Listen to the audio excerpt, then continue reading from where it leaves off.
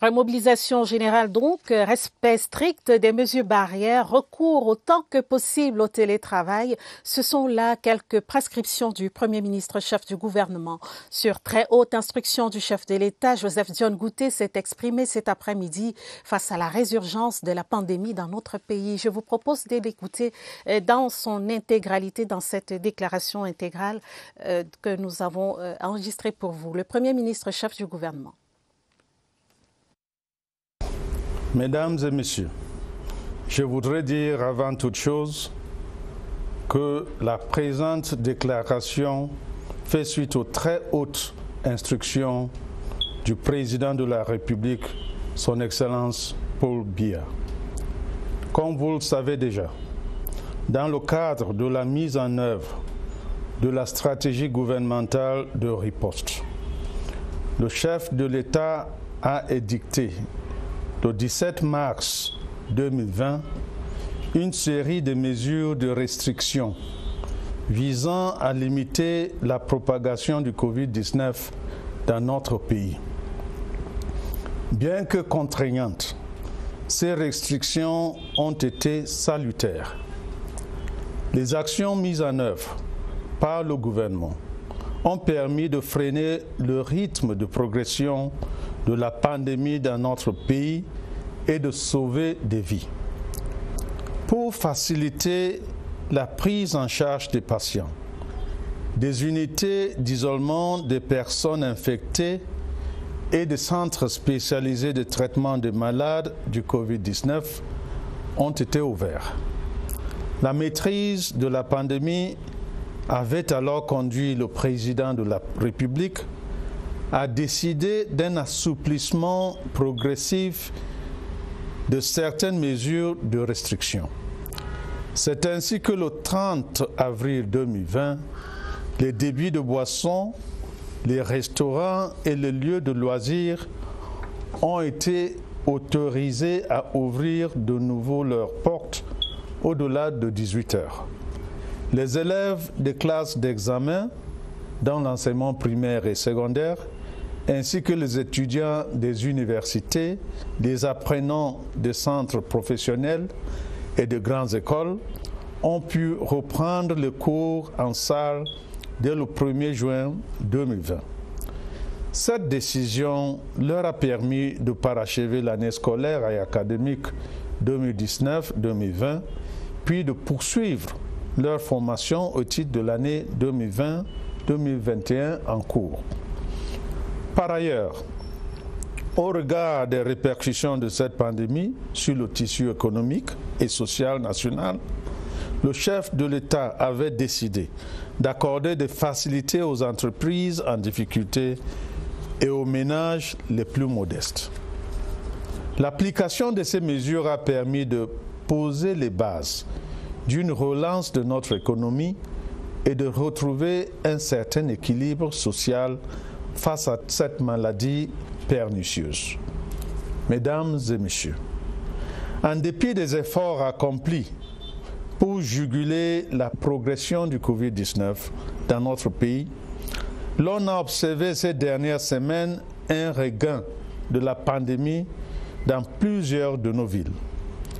Certes, les statistiques actualisées indiquent que 34 887 patients ont déjà été guéris de cette maladie depuis son apparition dans notre pays. Cependant, en l'espace d'une semaine, plus de 3000 nouveaux cas ont été enregistrés, faisant passer le nombre global de personnes testées positives au Covid-19 à 38 988. Sur la même période, c'est-à-dire une semaine, 37 patients sont décédés de suite de cette maladie, ce qui porte le nombre de décès à 588 au total. Tout porte à croire que la détérioration de la situation épidémiologique que nous observons aujourd'hui est en grande partie due au relâchement dans l'application des gestes barrières et au non-respect des mesures de restriction prises le 17 mars 2020, dont certains sont encore en vigueur. En effet, une très grande majorité de nos compatriotes se réunissent en toute insouciance dans les espaces publics ou privés, au mépris des règles de distanciation physique et sans tenir compte de la limite fixée à 50 personnes pour tout rassemblement. Plusieurs ne portent même plus le masque de protection, pourtant obligatoire dans tous les lieux ouverts au public. D'aucuns continuent même à croire que le Covid-19 est une pure invention ou n'existe que sous d'autres cieux. De tels agissements sont irresponsables et favorisent la propagation du virus, surtout en ce moment où de nombreux variants ont été découverts dans certains pays. Cette maladie est bel et bien une réalité. Elle continue de faire des ravages parmi nos proches et frappe avec brutalité les personnes ayant des facteurs de comorbidité. Dans ce contexte, le gouvernement a l'obligation de protéger chacun de ses citoyens, en dépit des réticences ou du déni de la réalité de cette maladie par certains de nos compatriotes. Je saisis donc cette occasion pour rappeler aux uns et aux autres que les mesures édictées le 17 mars 2020 et qui n'ont pas été expressément levées par le président de la République sont et demeurent en vigueur. Il s'agit, entre autres, de l'interdiction des rassemblements de plus de 50 personnes sur l'étendue du territoire national, de recours autant que possible au télétravail et aux moyens de communication électronique, en particulier pour l'organisation de réunions et surtout lorsque la distanciation physique ne peut être respectée, de la suspension des missions à l'étranger des membres du gouvernement et des agents du secteur public et parapublic, sauf dérogation expresse, du port systématique du masque de protection individuelle dans tous les lieux publics et du respect de la distanciation physique.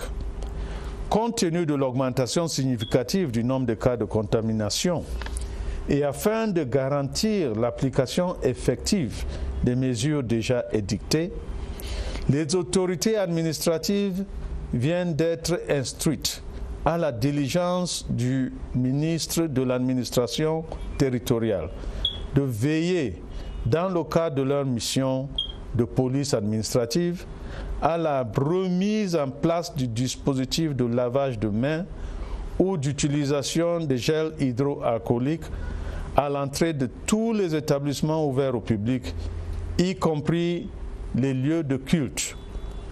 Les ministres en charge du secteur éducatif et le ministre du Commerce vont également s'assurer de l'application de cette mesure, respectivement dans les établissements scolaires et universitaires, ainsi que dans les centres commerciaux. Le respect des mesures barrières doit être de mise en toutes circonstances et en tout lieu, y compris dans les marchés ouverts et les lieux de rencontre, tels que les gares routières, les points de ramassage des taxis et mototaxis, ainsi que dans les transports en commun. Je tiens à préciser que l'accès à tout établissement ouvert au public sera désormais conditionné au port du masque de protection. De même, les opérations de dépistage à l'entrée des frontières aériennes, maritimes et terrestres seront renforcées afin de réduire les risques d'importation des variants du Covid-19. Les grands rassemblements et comportements à risque devront être proscrits. J'insiste tout particulièrement sur l'impérieuse nécessité de respecter rigoureusement la limite de 50 personnes, ainsi que les mesures barrières lors des réunions, cérémonies, événements et autres manifestations ayant un caractère officiel ou privé, en particulier lorsque ces rencontres ont lieu dans les endroits clos afin d'éviter l'émergence des clusters. Nous ne devons pas perdre de vue que c'est chacun qui individuellement se protège et protège les autres. Dans la perspective de renforcer notre dispositif de prévention, le chef de l'État a instruit le gouvernement d'engager des démarches auprès des organismes partenaires en vue de l'acquisition des vaccins contre le Covid-19. Plus d'1 million de doses de vaccins seront disponibles à très brève échéance. Lorsque ces vaccins seront mis à notre disposition, un plan de vaccination sera mis en œuvre sur la base du volontariat. Je voudrais préciser à ce sujet que même si la vaccination est volontaire et non obligatoire, le gouvernement encourage tous les Camerounais à se faire vacciner le moment venu, afin d'acquérir l'immunité qui permettra à la communauté de se prémunir contre le Covid-19 et de retrouver une vie normale. Mais en attendant l'aboutissement des démarches en cours, la discipline personnelle ainsi que le renforcement des mesures de prévention individuelles et collectives constituent les moyens les plus efficaces pour stopper la progression de cette maladie dans notre pays et préserver les vies de nos concitoyens. J'en appelle donc à la mobilisation solidaire de tous et de chacun, en particulier les relais communautaires que sont les autorités religieuses et traditionnelles, les leaders d'opinion, les responsables des formations politiques, des associations et des syndicats. Respectons ensemble des directives constantes du chef de l'État concernant la lutte contre le Covid-19. Mettons-nous ensemble pour combattre cette pandémie qui perturbe tous les jours notre équilibre social et la réalisation de nos projets de développement. Levons-nous et barrons la voie à la progression de cette maladie, en respectant les règles d'hygiène, en portant systématiquement nos masques dans tous les espaces publics, en respectant autant que possible la distanciation physique et en évitant les rassemblements populaires. Il s'agit là d'une exigence collective, mais aussi et surtout d'un devoir citoyen au-delà de nos considérations personnelles, religieuses ou philosophiques. Je vous remercie.